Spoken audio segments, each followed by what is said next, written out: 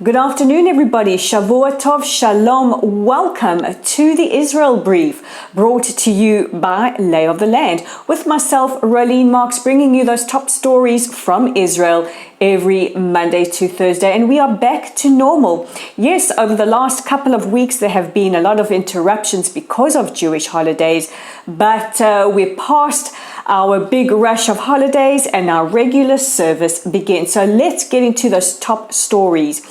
Prime Minister Naftali Bennett's office have said that the reported assassination attempt on Israeli businessman Teddy Sagi, who lives in Cyprus, is not a criminal act, but rather an assassination or terror attempt by Iranian terrorists. A spokesperson for the Prime Minister's office, Matan Sidi, said that this was not a criminal act. This was an attempt by Iran to attack via terror attacks Israeli businessmen living in Cyprus. In other news, Palestinian Authority President Mahmoud Abbas met with members of the Meretz party, that is the left-leaning party here in Israel. The reason for this meeting, say Meretz leaders, was to keep the two-state solution alive. Now, Abbas is reported to have said that he is open to meeting with all Israeli officials, but a lot of people are questioning his sincerity. After all, it was just a matter of about 2 or so weeks ago when he stood at the United Nations General Assembly and made the ultimatum to Israel to go back to 1967 borders or else. He said that the Palestinians were fast losing their patience. This was also compounded by the fact that Abbas is reported to have spoken to the parents of a terrorist who attempted to stab Israeli policemen last week. She was neutralized in the terror attack. And it also begs the question, if Abbas is open to meeting with Israeli officials, will he be open to recognizing the existence of the State of Israel? These things are key towards advancing towards a lasting peace between Israel and her Palestinian neighbors. But in better news, yesterday the first direct flight from Cairo to Tel Aviv landed at Ben Gurion Airport. Now, there have been sort of under the cover, surreptitious kind of flights between the two countries, but yesterday was the official first non-stop commercial flight between Cairo and Tel Aviv. And this is the start of a new schedule of direct flights, at least 4 times a week, between Israel and Egypt. Now, the peace between Israel and our Egyptian partners has been there for the last couple of decades, but it's really in the last year or so that the Egyptians, perhaps noticing the warm peace between Israel and the United Arab Emirates and Bahrain and now Morocco, seem to be moving towards a much warmer peace. And we look forward, if possible, to seeing Egyptians visiting Israel, visiting their holy sites that are holy to Muslims, getting to know Israelis as we have been getting to know Emiratis, Bahrainis, and Moroccans. And of course, there are many Israelis who I would imagine are very, very curious, not only just to visit Egypt, but also to set up commercial ties. So long may this relationship grow and flourish.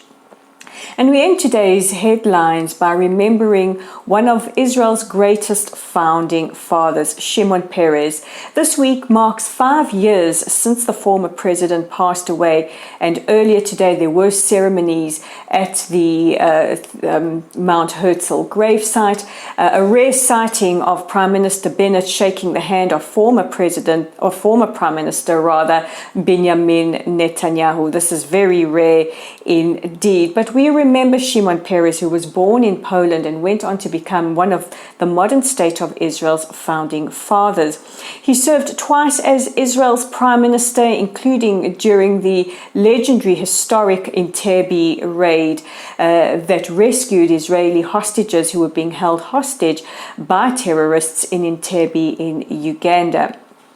He also went on to be Israel's foreign minister, but it was his role as president that really endeared him to Israelis. Before that, he had quite a tumultuous political career and had kind of a love-hate relationship with the Israeli public, many not forgiving him until he became president for signing the Oslo Accords. Many held him responsible for the terror that followed the signing of those accords.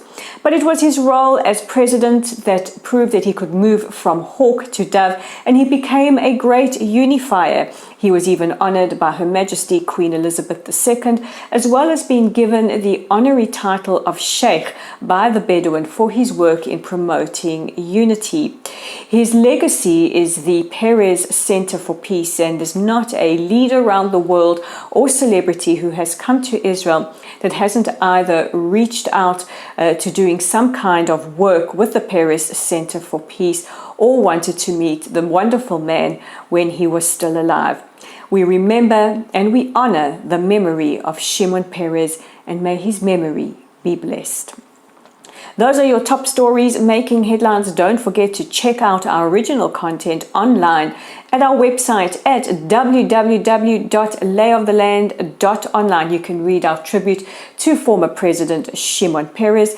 We'll also have quite a bit of analysis going up this week, what has happened between Kamala Harris and her comments about Israel, the Squad and the Iron Dome, and various other topics. So don't forget to check that out. And don't forget to visit our Facebook page. You can find us at Lottel Site. Remember, if you like our content, please give us a like or a follow and share. Join our growing community by liking us and following us. If you are viewing us on YouTube and you like our content, don't forget to like, share and subscribe. And if you're on Twitter, please follow us at Lay of the Land 5. That's at Lay of the Land with a digit 5. So with the Monday edition of the Israel Brief, I'm Rolene Marks, and we'll check in with each other for those top stories tomorrow.